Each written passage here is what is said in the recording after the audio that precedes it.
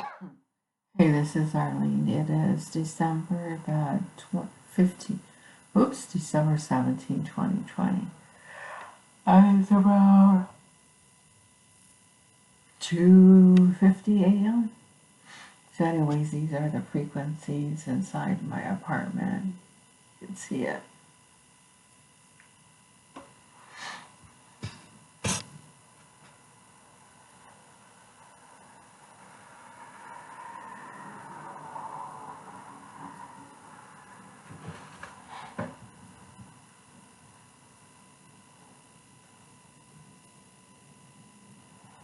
And also the bottom of my phone, like when I press on this, you can feel like it's really loose in the bottom.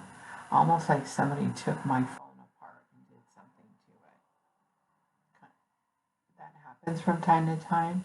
That's why I'm thinking somebody like did something with my iPhone. Because when I'm asleep, I mean, I'm in a dead sleep, so anyone can come and do something. Yeah, you can feel it. You can hear it too. Maybe not hear it, barely hear it, but I can feel it.